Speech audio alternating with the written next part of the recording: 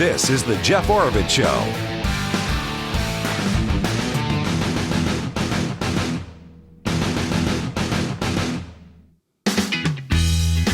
All right, so now that everybody is starting the voting process, and somebody told me the other day that like 65%, I thought it was higher, but it's still pretty dang high. About 2/3 of Arizonans vote early or vote by mail or get their ballots by mail.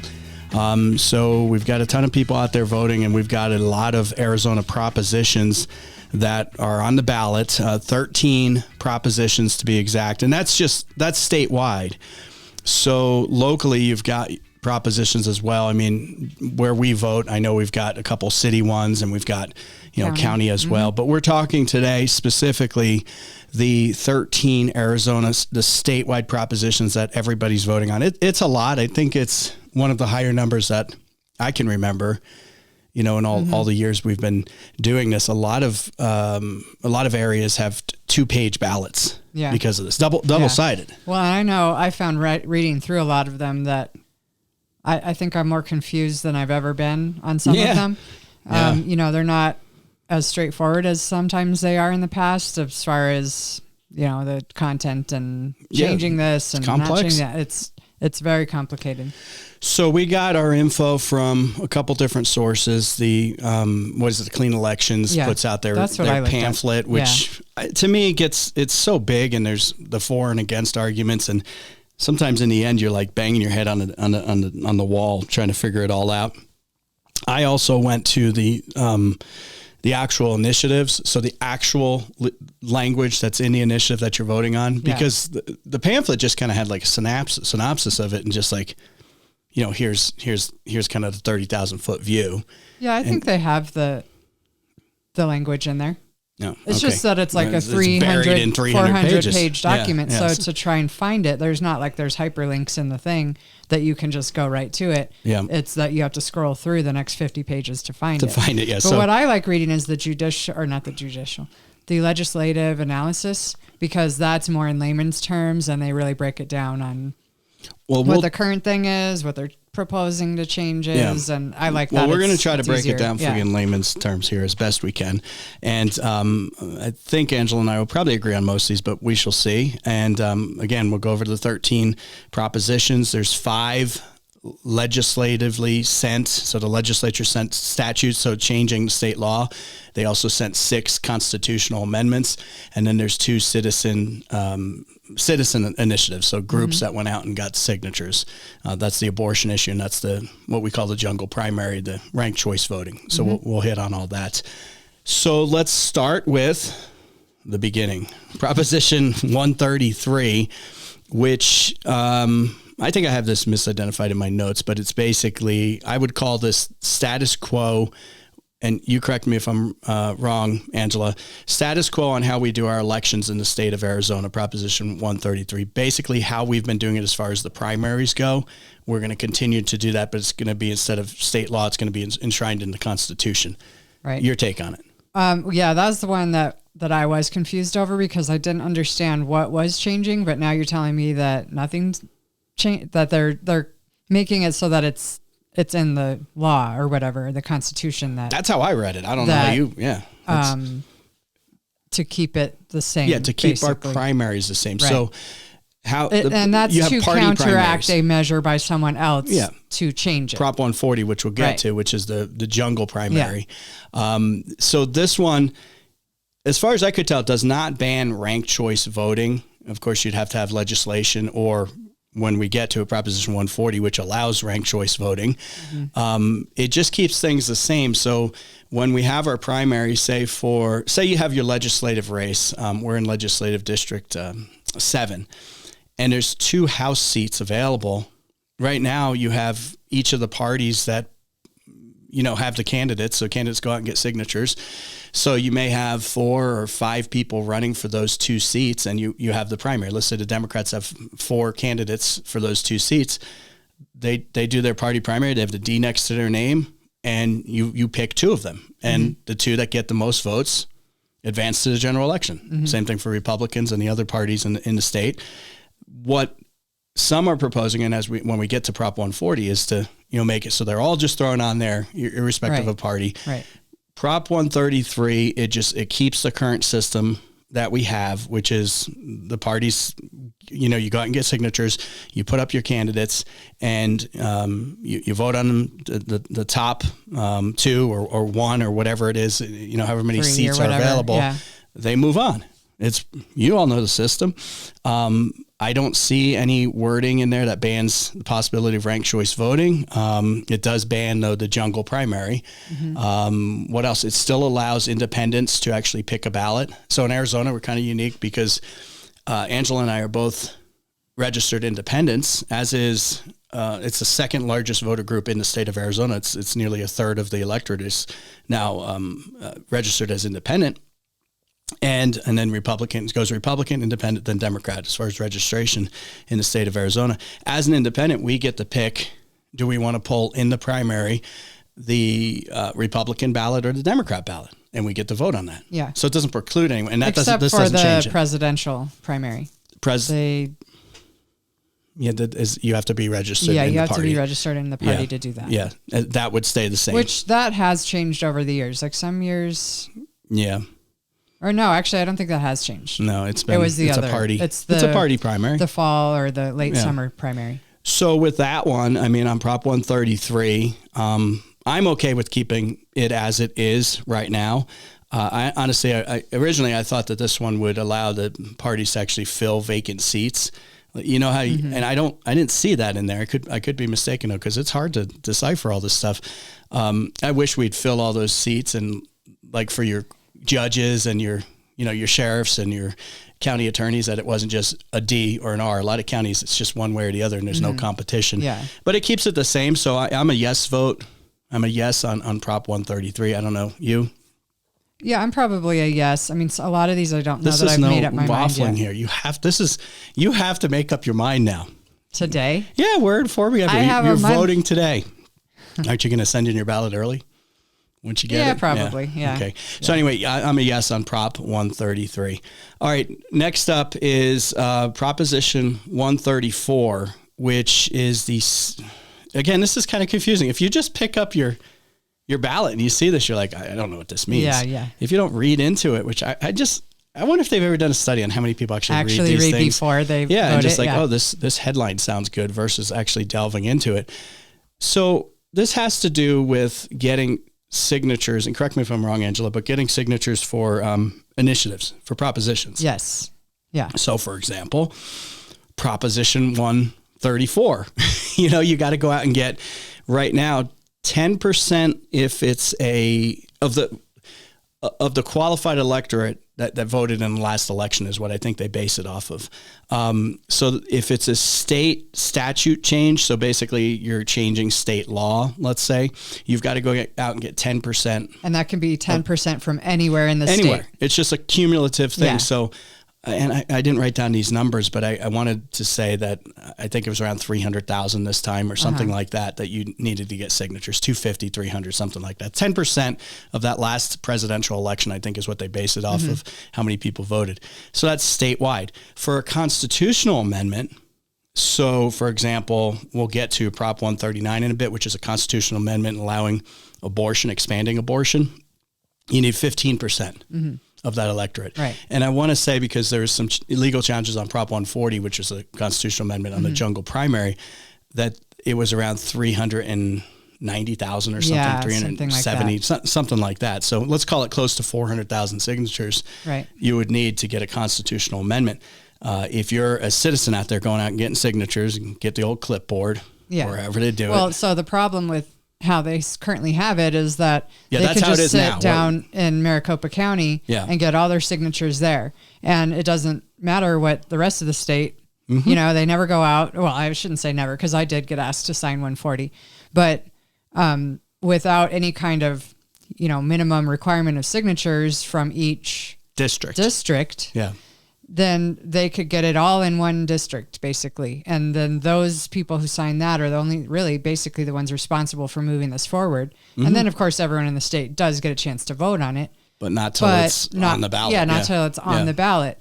And as we were just saying, a lot of people don't do their research. They don't know.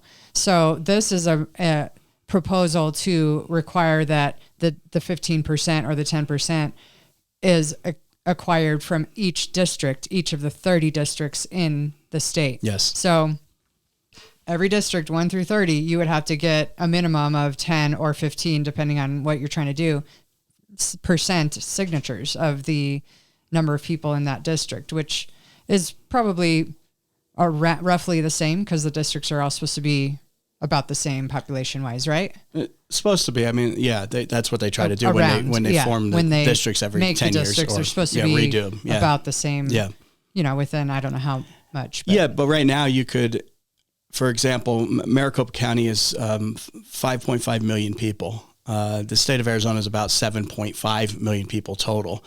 And I believe, close to 1 million of them are down in that Tucson area now. So you've got, roughly 1 million or so people spread out throughout a very large state and all these other districts. District 7, for example, is huge. It's the size of many states back east.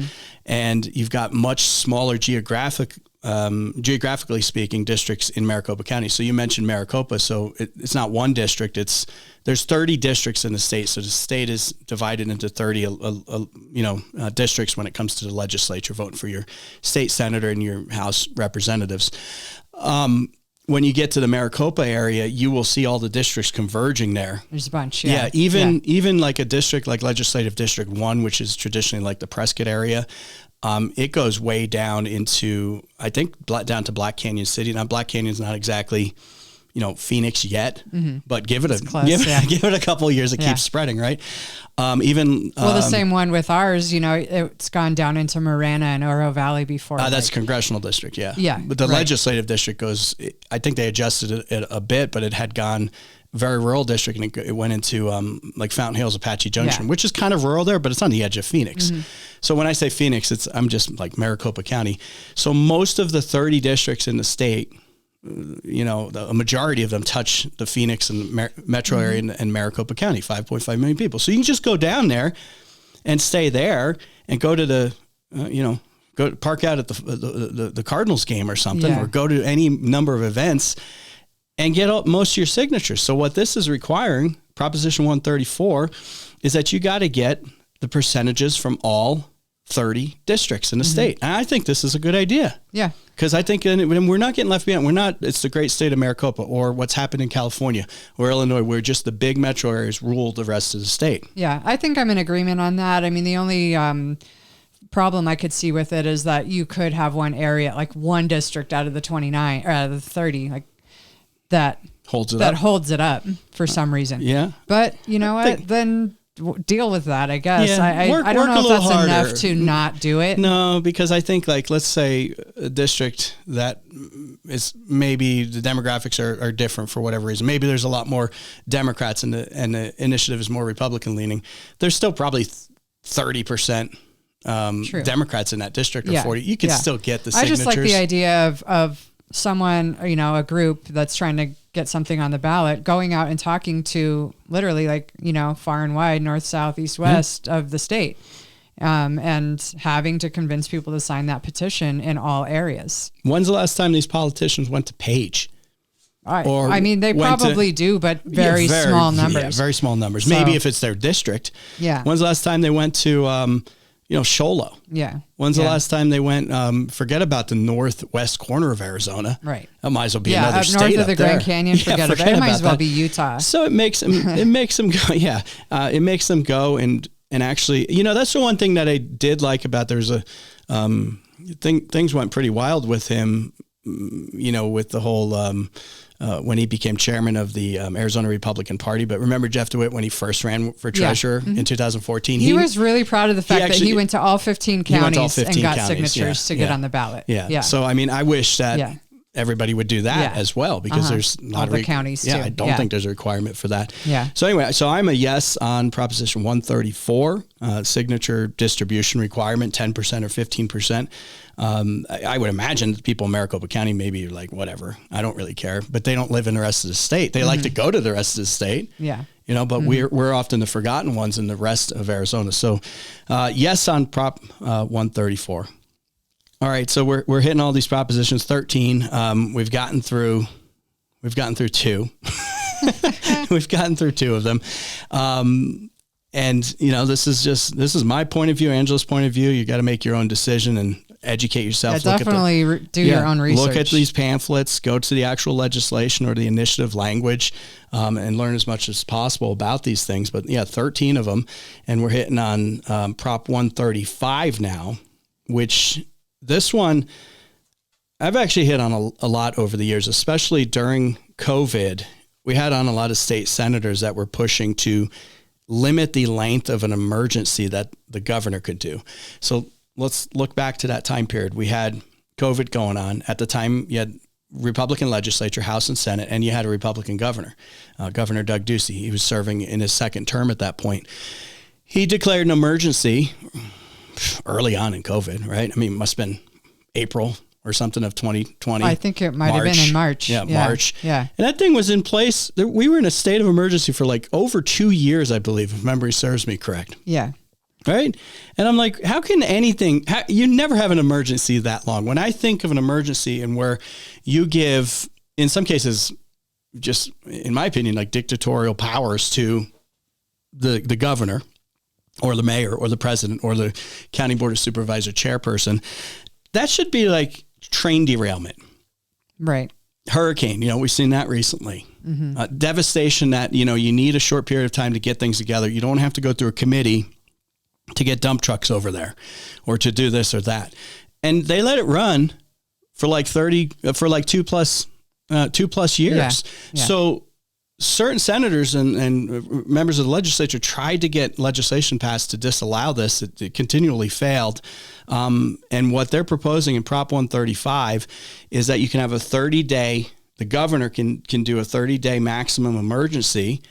And after that, if that same emergency is going to be extended, it has to go through the legislature to extend it. The governor can't just say, well, I'm just going to reissue another 30 days and keep redoing it for the same emergency. It has to be something wholly new. Mm-hmm. Otherwise, you have to go through the legislature. Your take? This one was another one that was confusing to me because I'm reading there's something that started in 2023 that they put in. That the legislature put in? Yeah. Okay. That the governor could do it for not more than 30 days, but then the governor could extend it for 120 days and then extend it again. And so I'm not clear on how that differs now. Well, now that after 30 days, they have to go to the legislature. Governor has to the governor can't just keep extending. So if Hobbs declares some kind of an emergency, who knows what it is, and it runs its course for 30 days, and she has certain powers during that time period, or any governor, Republican or Democrat, they can't just re-roll it over and keep rolling it over. Yeah. To me, that is bad news because I don't know. I don't trust these people for very long, especially for long. I'm not clear if that's even allowed. I didn't trust Ducey. Yeah. And I don't trust Hobbs on this. I don't care if they're Republican or Democrat. If it's going to be longer than 30 days, you go get authorization from the legislature and prove your point. And then the members of the legislature then have to answer directly to you because you ain't ever going to talk to the governor. Right. You might run into your legislator at the grocery store or something. You ain't running into her. Yeah. Try going up to her with the security detail. I mean, come on, you're not going to get that comment in. Right. So I'm a definite yes on this one, just because I think you have to limit these politicians as best as possible. Yeah. Yeah. Angela's still deciding.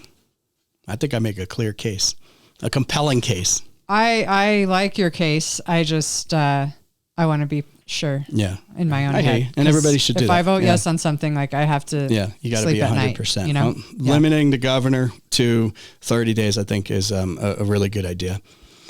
All right, so let's see. Proposition 136. This is initiative challenges. We live in a state that allows the citizens to go out and basically create any law, right? Mm-hmm. Or constitutional amendment. We've already touched on this, and there's several that you're voting on, Prop 140, Prop 139, for example. But there's nothing to say that somebody can't scribble something on a notepad that it's totally unconstitutional. Yeah, we're going to have a law that you are no longer allowed to voice your opinion anytime, anywhere, right? Yeah. And then we all know that's a violation of the First Amendment. That's a constitutional violation. I know this is an extreme case, but right now, if you went out and you found whatever the 200,000 or 300,000 people that were actually dumb enough to sign this and think that this is a good idea and not realize that it's unconstitutional. Well, because we all know that people a lot of times don't read what they're signing. They just believe the person that's saying, and that person that's waiting there with the clipboard could be telling you anything. Do you want to vote on it? Yeah. Do you support freedom? Yeah. Then vote on this, and then it's nothing to do with freedom. You know, it's so you could put just about anything on there if you can get enough people to sign it. Yeah, they're going to sign it. I mean, another one would be, we are going to round up all the guns in Arizona, period. Yeah. You know, and it's totally unconstitutional, Second Amendment.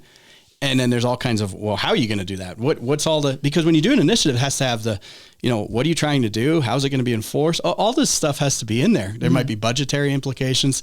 But the constitutional side, what Prop 136 is saying is that, let's say I do my, the one where you can't say anything. You can't criticize. Remember, what was that town? Was it? Surprise. Surprise, where the mayor, they basically had the rule in. You can't criticize us. Basically, it was the most ridiculous thing. Totally unconstitutional. And you know it when you're writing. So Angela, I get the signatures, and it got enough signatures, and Secretary of State certifies it. Angela can now file a lawsuit saying that, no, this is a violation of my First Amendment rights as per the Constitution, blah, blah, legal language. Yeah. Goldwater Institute would be happy to take on that case, I'm sure. Mm-hmm. And they would go, while you're still in the initiative, the initiative's been approved. It hasn't been printed yet. That's another controversy going on right now.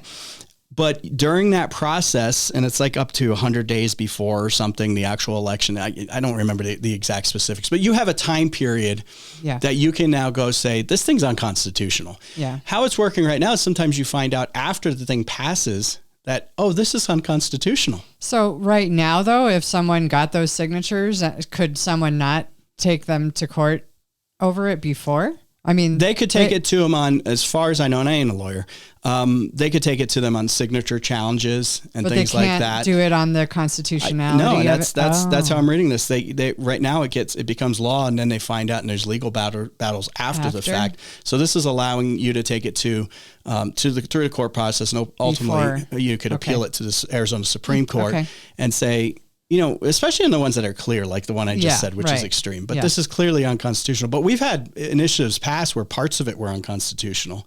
Now, there may be one right now that might have a constitutional issue. We shall see. It may get challenged in court later. Mm-hmm. And that's the one on immigration, which we'll talk about here in just a little bit, the Secure Border Act. But yeah, I think this is a good idea. It's if it's clearly unconstitutional, why waste everybody's time? Yeah, they should be able to challenge that before going to the voters on it. Of course, the downside, if I'm looking at this fair, there might be tons of just groups coming in, challenge it, and really, I guess but they're going to spend time and money, and they only have a certain amount of time to do it. Yeah. It specifies it in here. Again, I can't remember the exact dates. It was like 100 days before the election. They would have to work through the process. And why waste everybody's time if it's clearly unconstitutional? Mm-hmm. What are we doing? Yeah. Why bother? There are challenges now. I mean, there's one in this, in the Arizona Supreme Court that has to do with, did it actually get enough signatures? Yeah. So those are usually the challenges you see. Mm-hmm. Not on I am not aware of anything where they do based on the language, based on the constitutionality of it. So with that, I'm a yes on Prop 136, the challenges to the actual initiatives. So your thoughts on that, though? I never threw out the email address, talkwithjeff@icloud.com. You can get that in and comment on where you're standing on these as well. Okay, let's see. Next one is 137. Yeah, Prop 137. End term limits on the state Supreme Court. Right now, not just the Supreme Court. I'm sorry. Reword that better for me, because it's the appellate court, it's the Superior Court and Supreme Court. All of them. How's it work now? I mean, they come up for retention on the ballot every 4 or 6 years. Yeah, something like that. It might be different depending on the court. And so then you get your question on your ballot, should so-and-so be retained in office? Yeah. And then you get, Maricopa has 40 or 50 of them on there. And everyone's like, I have no idea. Yeah. And it gets a very, and so they low just, vote they count. they vote yes on all of them. Yeah. And Or they they just do don't get vote. reviewed. I mean, these judges have, there's committees and stuff that review them and then say what their opinion is on whether or not they should be retained in office or not, just to, I guess, help the average person out. And of course, every one of them on this year there's no issue with them as far as their review committee. Oh yeah. It wasn't like this person should be out.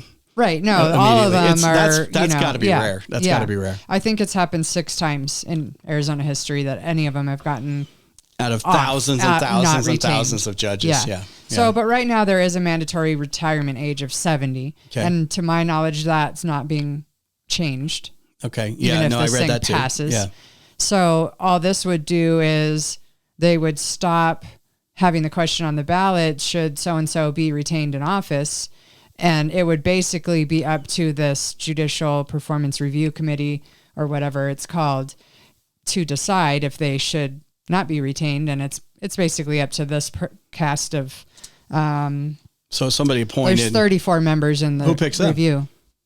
Well, I don't know who Not would. us. It's not like we're going to be voting Yeah, for the Judicial no, Retention Review Board. Yeah.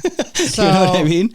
Right. So there's 34 members in that, and then they would all vote, I guess, if there was an issue with the judge, like there's all these reasons where, you know, if they have a felony, if they have bankruptcy, foreclosure, you know, any of these things listed on here, they could, I guess, Boot 'em. vote to get rid of them. And how many are on that committee? 34. You ever work with a committee of 34? Yeah.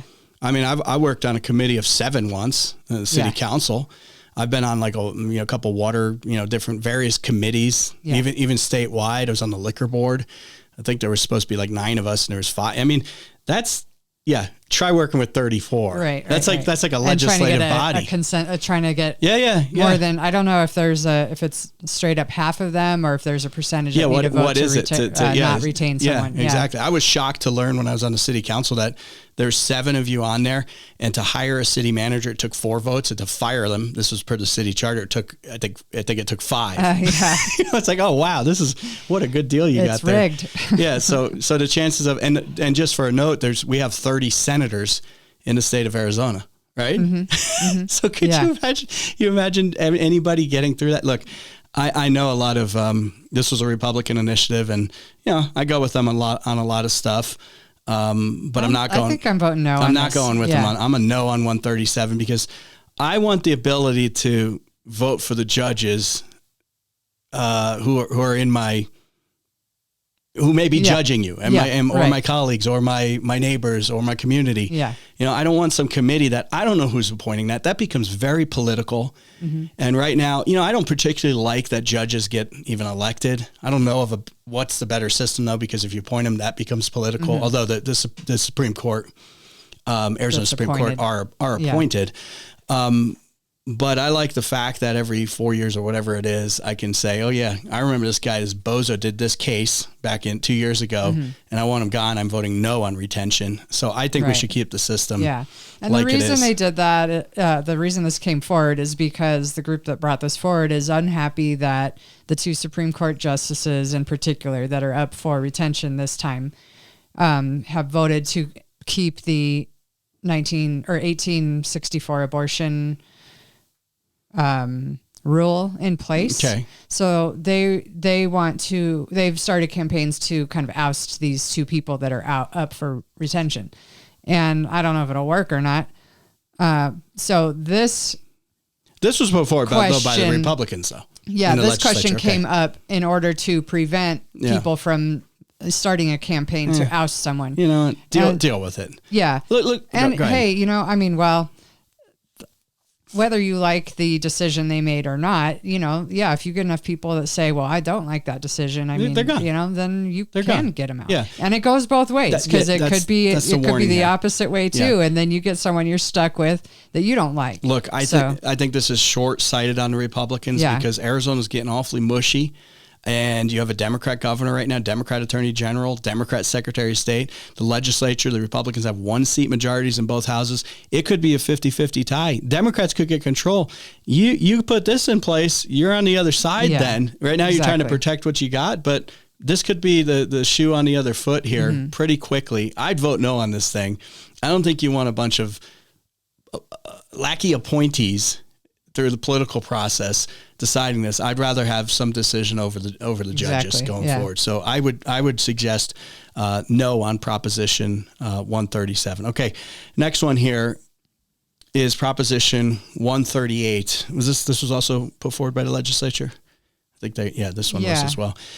This has to do with tipped workers. So this has come up a lot lately. This is all the way up to the presidential election. Yeah, I know. I never thought that tipped workers would come into play like this, because it's like, both Trump came up with it first, where no taxes on tips. And then Harris all of a sudden had the genius idea too. She's like, oh, by the way, we should have no taxes on tips. Yeah.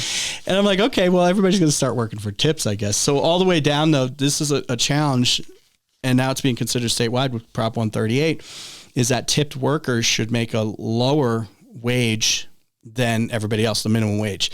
Now, I want to give you my prejudice here.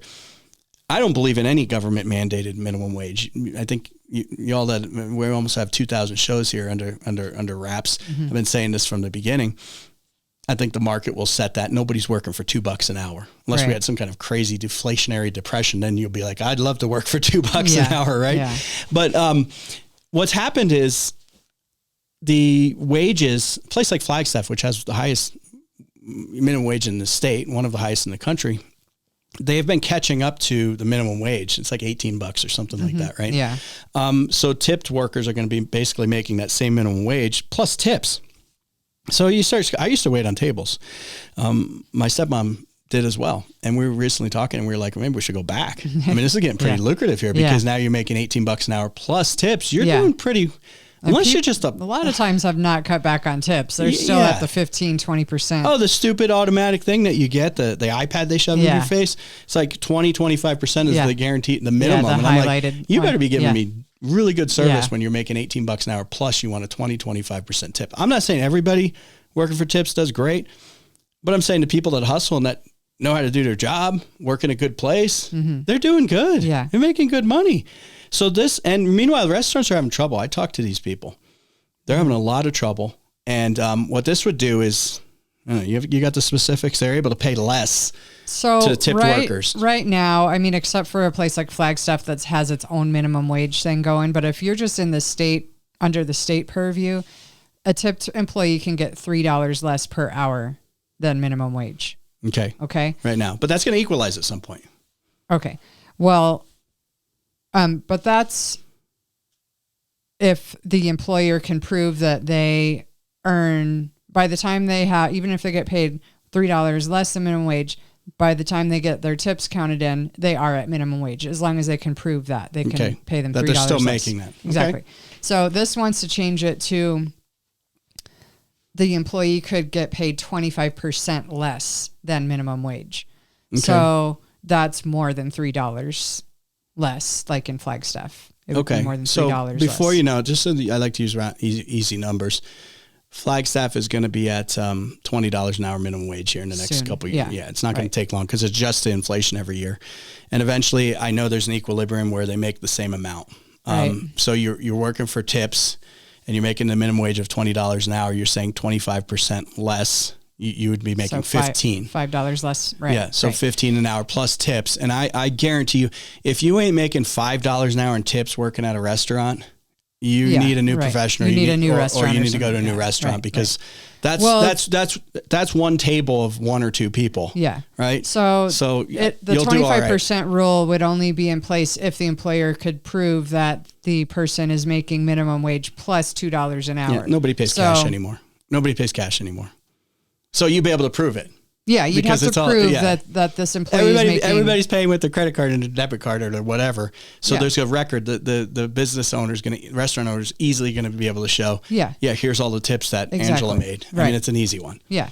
So that would be the caveat, would be that, you could pay them, let's say for round numbers sake, $15 an hour, but they'd have to prove that they're actually making about $22. Okay. And I think that's very provable. Yeah. Or you got a restaurant that's about to shut down, or you need a new profession because you are bad at your job. I mean, you should be making more, a lot more. You're probably making $30 an hour or more. I know somebody's out there listening. No, I don't make that much. You need to get a different location or improve your skills. Right. I'm not talking as this, you don't know what you're talking. I waited on tables for many, many years, and you hustle. And I made half. So the minimum wage time it was half. The minimum wage was $4.25. I made $2.13, and that basically paid for the taxes on the tips that I claimed. Now, remember, back then, everybody tipped with cash. Yeah. So we're hitting on the Arizona propositions. We have gotten through about half of them. 1, 2, 3, 4, 5, 6. Yeah, pretty close. We're on the 7th one now, which we're going to hit on in just a second. Proposition 139. As I said earlier, there's 13 statewide propositions that everyone's voting on. You're probably voting on even more because there's local propositions, county taxes and city taxes, you name it. I think we have 16 or 17 where the district and the city that we vote in.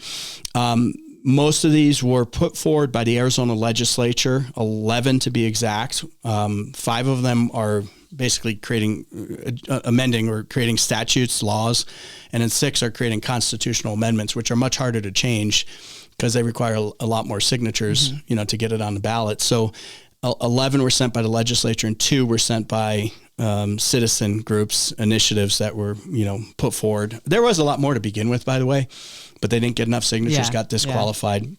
Et cetera, et cetera. So we went through all those. By the way, the legislature put forward so many because you have such a close legislature as far as Republican versus Democrat. Republicans have 1 seat majorities in the House and the Senate, which is at risk. I got to tell you, this is going to be interesting to see what happens. And then you have a Democrat governor, Hobbs, and she's like the veto queen. So she's even vetoed things that Democrats are supporting. Like, remember the tamale bill? She finally did sign it the next year, but just like common sense thing. I think she just got stuck on she hit auto delete and it just kept going and shredding these things. So the legislature, the Republicans decided, let's just bypass the governor and send these straight to the citizens and have them decide, because the governor, these are resolutions that are sent for the vote. The governor has no say in that. It just bypasses her completely. So we've gone through quite a few. If you missed them, the first hour we covered that. The next one up, though, is Proposition 139, which is, this one's the big one. It's the big kahuna here. This is the one that's got everybody all riled up. I'm so sick of everyone being all riled up all the time. Mm-hmm. It gets tiring, but it's an issue that we've been dealing with, as a country for many, many, many decades. Mm-hmm. It's an issue that kind of expanded here with the recent decision a couple of years ago of Dobbs' decision, which got rid of Roe v. Wade, and it returned the decision on abortion back to the states, which quite frankly is exactly where I think it should be. Right. And you can live in states, and I think we're heading to a nation that probably a third of the states, would be my guess, are going to be very strict on abortion and have probably almost near bans. Mm-hmm. A third are going to have very liberal California-style abortion laws, and a third are going to be where I think Arizona's heading, is somewhere in the middle, like a compromise type situation. Well, I think we're there now with the compromise. Oh, I do too. Because what do we got? 15 weeks. Well, right now there's 15 weeks, past that, or it's not allowed. Yeah. It's illegal, so you have almost 4 months to make a decision. Maybe we should put that out there more. It's like you've 4 months, because you say 15 weeks, and I think people just get a blank stare. Yeah. Almost 4 months that you get an abortion in Arizona right now. I just feel like that's more than enough time. I don't understand why you would need more than that. And you even tried to recently. By that time, you have seen a doctor and probably gotten a preliminary ultrasound to check for a heartbeat and check for, where it's located, make sure it's implanted right and all that stuff, that you gotten a clear that, this is a healthy or not pregnancy. So then, or to be frank, I want the baby or I don't. Right. I'm just saying that you have the opportunity by that time to make sure that it's not. Let me back up here for a second. I just want to state this is my personal position. I think 15 weeks is too long. We can argue that, but I and a lot of us folks who think it's too long have been kind of sat back and said, okay, I'll do 15 weeks. I'm not going to run an initiative. I'm not going to go crazy over this. I don't like it. I don't want it. I don't agree with it. but I'm willing to, let's put this issue to rest. We've got, I think, what was a compromise to those like me who don't want this, who thinks it's immoral to do, whatever the reason is. And you can disagree with that. That's fine. We should be able to do that. I think we were there in a compromised position. Right. That was like, okay, I can hold my nose and I'm just going to move forward for the sake of our country, for the sake of our state, for the sake of our communities. Right. And it wasn't good enough. And it frustrates me to no end that it's like, nope, that's not good enough. It has to be 23 weeks or viability. Yeah. The new one that they want to pass, because the old one, let me finish, was that you have until 15 weeks. It's legal for any reason. And even beyond that, if they determine after 15 weeks that there's a risk to the mother or it's ectopic or whatever, you can get, with doctor approval. Currently. Okay. Right. So hang on, let me recap. So up to 15 weeks, you can get an abortion in Arizona right now for any reason. Right. Legally. Yeah. For any reason. Mm-hmm. However, if you go beyond 15 weeks and there's a threat to the mother, threat to the woman, don't get me going on that, threat to the mom, you can get an abortion if they can medically show that there's a need after 15 weeks now. So, they want to change it to viability, which is kind of, typically 23, 24 weeks. What does that mean? Meaning that a baby could survive. If a baby is born at 24 weeks, it can survive. It can survive. Although it'd be tough, but it can happen. I don't know what the stats are on that, because sometimes they are born. Someone goes into preterm labor and they can't stop it, and that baby's born at 25 weeks or whatever. And they're in the thing for months. And they're in the tube for, the incubator thing. Yep. So they want to change it to that so that you have even more time, I guess. But the problem I see is that you can basically get any healthcare professional, nurse practitioner, psychiatrist, MD, all these different, anyone that they list that could say, well, you can go to them and say, well, I'm having mental issues or, whatever. And they can basically grant the doctor's note, the proverbial doctor's note that you can now get it. So basically that would mean at any point in the pregnancy. That's the end run. Yeah. And I look back on, remember, we now have recreational marijuana in Arizona. Remember before that we had medical marijuana, and all these doctors' offices have popped up all over the place, because you go in there and, my finger hurts. Yeah. We always joked about that.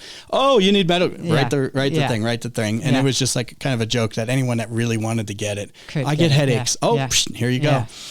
So anybody that wants to do it after viability, so 23 weeks or so, that's kind of questionable, can go out and get this note. It could be 9 months. Yeah. Right. Which to me it jabs a knife through my heart. I can't understand how that. so many people think that is okay. Yeah. And the only thing that I guess in my own head that I feel better about, if I have to, is thinking that those cases are rare. I think I want to hope that they're rare. But and also the fact that... But that fact that it can happen anyway... But go ahead. No,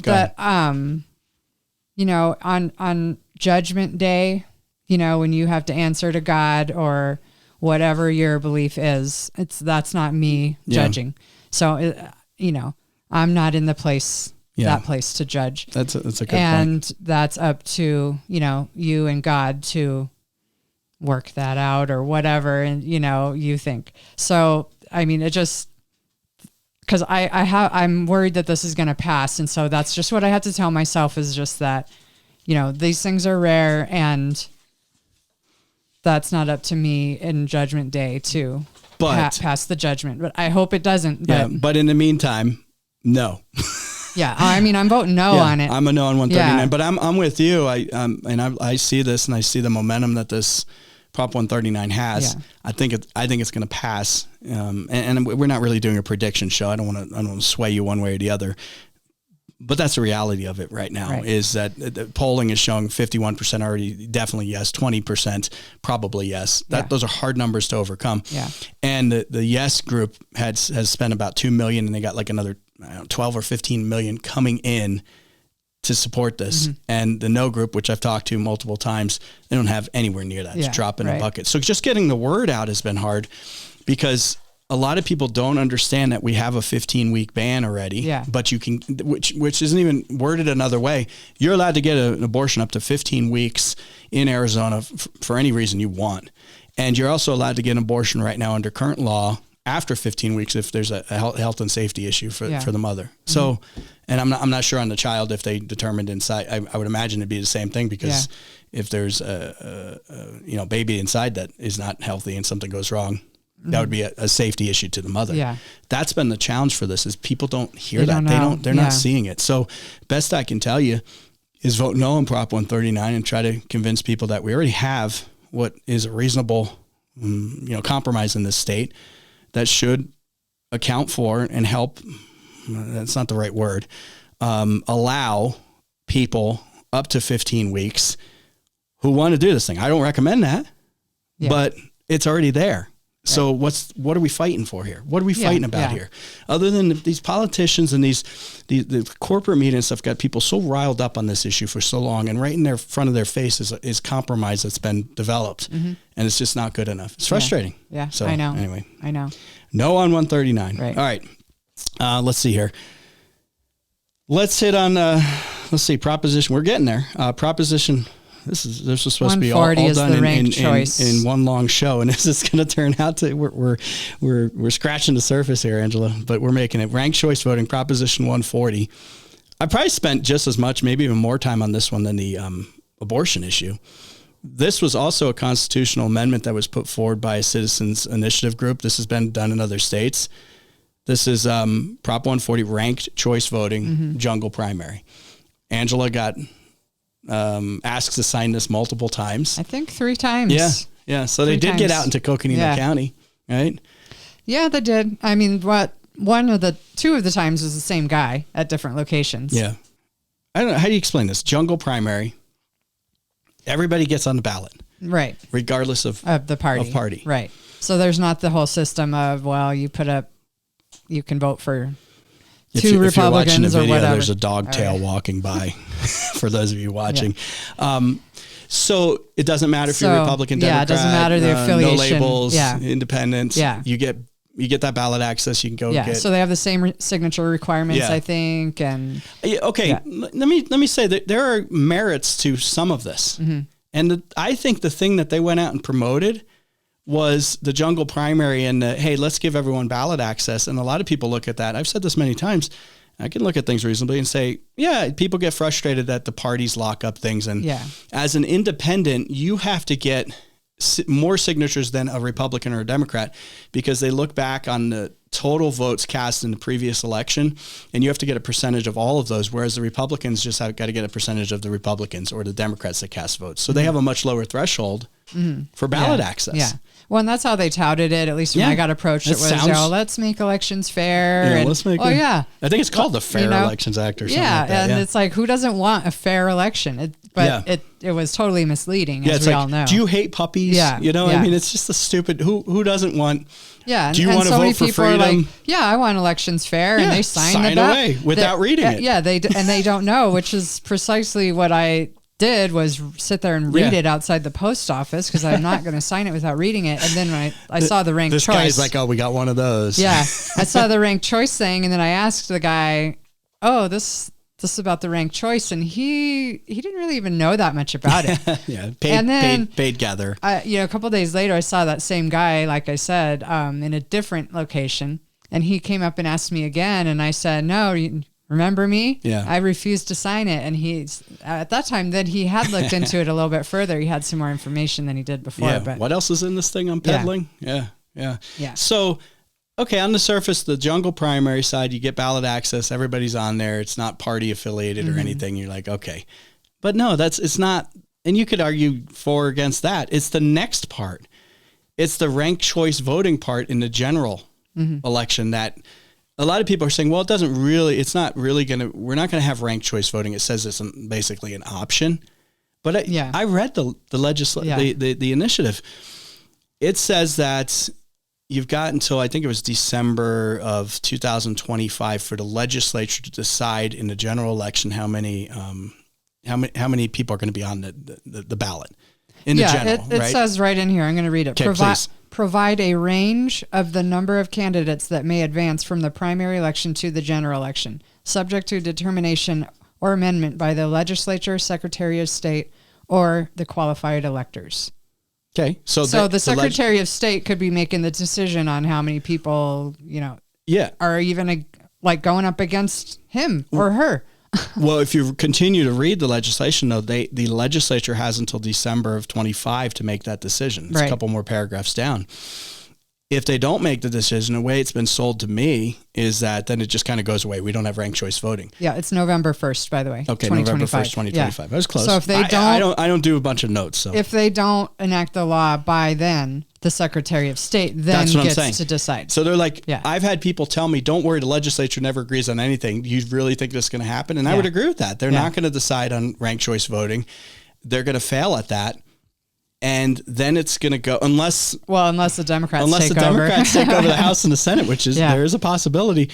But absent that, if the Republicans still have won either the House or the Senate, they're going to fail at coming up with that number of how many people. And ranked choice voting, you say, this is my first choice, my second choice, my third choice, my first, blah, blah, blah. And if you don't pick that second or third or fourth, you get dropped off. And then the people who you could have your fourth place finisher being the top person in the end and get the seat because there's just nobody left. Right. They're eliminated. Right. So then if the legislature doesn't decide, the Secretary of State gets to decide right now on his own. Mm-hmm. This is what we're going to do. What do you think the Democrat Secretary of State's going to do? Yeah. You're getting ranked choice voting. Well, and he's up for re-election at some point too. Yeah. So there you go. So bottom line, no on Prop 140. No on Prop 140. Okay. Let's see. Proposition 311. We're getting there. We got 1, 2, 3, 4, 5 more. Oh, can we squeeze it all in? Proposition 311, I think, is actually easier. For most people. I think this one will overwhelmingly pass. I don't know what your take on this is, Angela, but it's a fee. Yeah, which, wait, Jeff, fee. You're voting for a fee? I'm not going to pay Well, it. no, because we're not criminals. Hopefully. Unless they pass the initiative where you can't speak your First Amendment rights anymore. You violated that $20 fee. So they're going to charge $20 if you get, some kind of conviction. You get convicted. Conviction. Assuming you could pay it. Yeah, I mean, I don't know. If you just robbed a corner store, and you have $3 to your name, I don't think they're squeezing the $20 fee. Well, and to me, I'm thinking like $20. That's going to take a long time to add up, and I don't know how many criminal convictions are out there. But $20 a pop if they pay it. Well, you need to get out to the underbelly of society for a while. So anyway, the point of all that is to provide a death benefit to first responders' families of $250,000, $250,000. So they're going to build this fund up. Yeah. Okay. And then in the event of someone's death, their family or their kids, their wife or husband would get the $250,000. Like line of duty. Yeah. I mean, right. Yeah, that's so $20. So the only issue I don't like is that if this fund gets to over $2 million, which is probably a good thing. That means they're not paying out, or there's a lot of criminal convictions. Well, yeah, if you get to $4 million, it's like, wow, we got a lot of criminals. So if there's $2 million or more, the legislature could then reallocate those funds to. Are they required to, or they could? I guess they can, but they have what they can reallocate it to. But you know how they find ways around that, and then they I don't know. So that's the only issue that's the part I don't like. I wish it would just sit in a fund. Yeah, why? Just sit in a fund, and no one can tap into it for any reason. Yeah, no, and politically speaking, it's hard.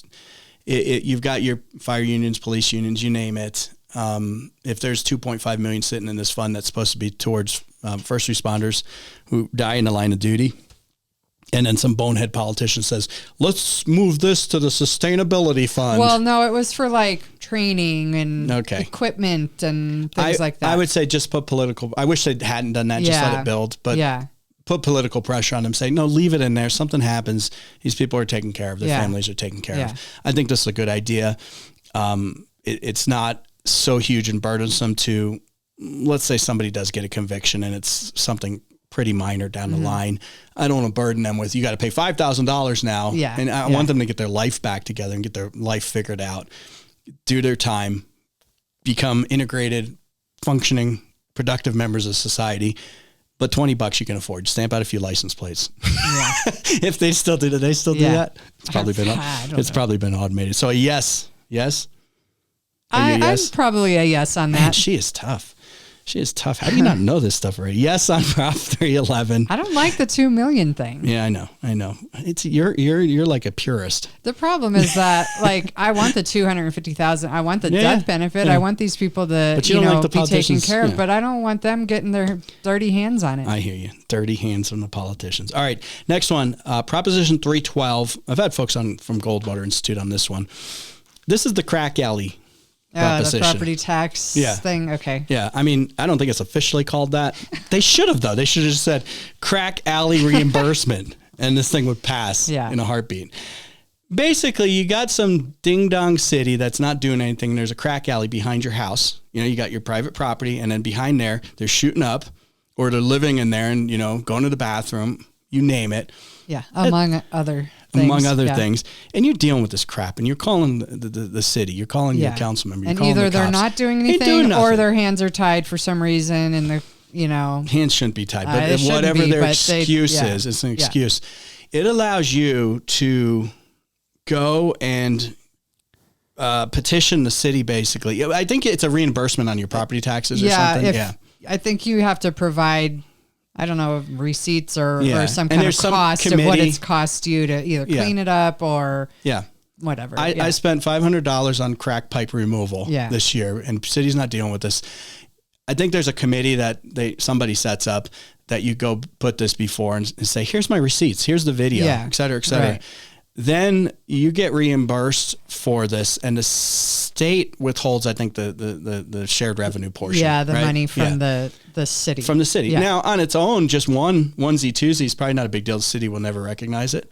But if we keep getting more and more crack alleys. Yeah, maybe. Yeah, I think it's I'm a yes. Yeah. Yes on Prop 312. It's a good Property Rights Protection Act. Proposition 313, life sentence for child sex trafficking. Do we need to say much about this? I mean, no, if you get convicted of a Class 2 felony, child sex trafficking, your life in prison. There's no parole. Right. Yeah. You're not getting out. That should fly. If that doesn't fly through, I don't know. Find the nearest crack alley. Anyway, yes on Prop 313. Yes on Prop 313.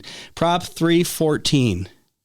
What's that one? The border about if you cross illegally and you try and get any, benefits and you're not being truthful about where you're from and stuff like that, that they can, it just gives permission for the state to act on that since the federal, isn't. Yeah. So Secure the Border Act. Yeah. It's a statewide initiative, again, put forward by the legislature that gives statewide, and local state law enforcement the ability to basically enforce immigration issues. Right. You're here legally. You're committing a crime. You are now violating the state law. Yeah. You've already violated federal law, but the feds don't seem to care too much. Right. And it also, if you're selling fentanyl and it results in the death of someone and all the whatever the fine print is, you're going to get a heavier sentence. Class 2 felony on that. Okay. So it makes now look, there might be legal challenges on this. There might be Texas. This is a very similar law to Texas. I think it's been in court.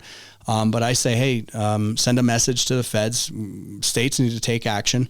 This is top 3 issues for people voting in this election is immigration issues. Yeah. Over 7 million people have come to this country because of the Biden-Harris regime in just 4 years. Illegal entries. You see everything that's going on.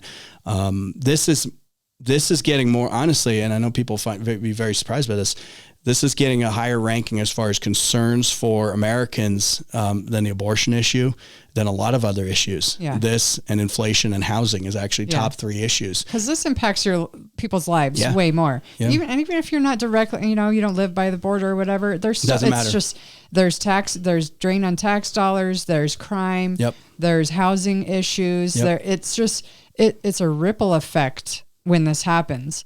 And so it does affect people's lives who, maybe think that it doesn't. It does. Rural Yavapai County just declared a, drug trafficking emergency or something like that. Half of the fentanyl seizures in this country are happening in Arizona, and a lot of them are in rural areas. Where do you think that's coming from? Yeah. You don't think it's on the backpack of one of the 7 million that have come through? I mean, come on, grow up already. Plus, just don't even get me. That's a whole nother show on housing and all kinds of issues.